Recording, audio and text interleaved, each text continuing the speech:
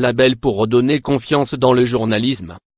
3 mois plus tard, mardi 3 avril, la Journalism Trust Initiative JT, moins l'initiative pour la confiance dans le journalisme, est portée sur les fonds baptismaux par RSF, avec ses partenaires l'Agence France Presse, AFP, l'Union Européenne de Radio-Télévision, UR, et le Global Editor Network, GEN, une association regroupant des rédacteurs en chef de médias du monde entier.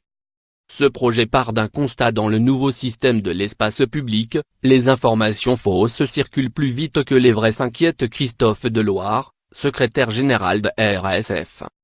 D'où l'idée, pour distinguer le travail journalistique et renforcer les tiers de confiance, de renverser la logique en donnant un avantage réel à tous ceux qui produisent des informations fiables, quel que soit leur statut, poursuit M. Deloire. Et plutôt que de se voir imposer des lois, pourquoi ne pas imaginer un dispositif avec des normes permettant de décerner un label à des médias de qualité, en s'appuyant sur des données telles que la transparence, l'indépendance éditoriale ou la déontologie, vaste travail qui promet des débats passionnés et houleux.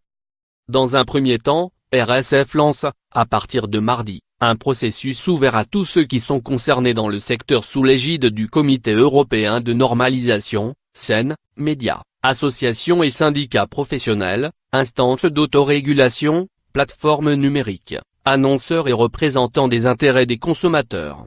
Il ne s'agira pas, souligne RSF, de certifier la production mais le processus journalistique. Lire aussi. France Info et France Culture s'allient contre les fake news. Les premiers travaux devraient commencer vers la mi-mai et durer de 12 à 18 mois, pour élaborer les indicateurs sous l'égide de l'organisme français de normalisation, l'AFNOR, et de son équivalent allemand, le DIN.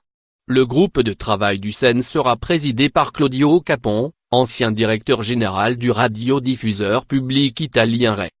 L'objectif à terme est de faire en sorte que les médias certifiés, sur la base du volontariat, puissent bénéficier d'avantages concrets, espère M.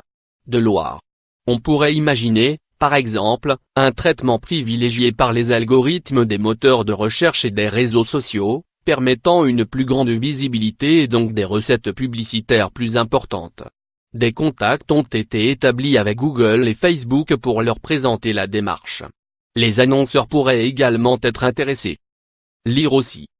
Reporters sans frontières: nous réclamons plus de transparence à Facebook. RSF souhaite apporter un outil pertinent et indépendant. Nous ne sommes à la solde de personne. On peut également imaginer que le dispositif soit utilisé par les pouvoirs publics pour le système des aides à la presse.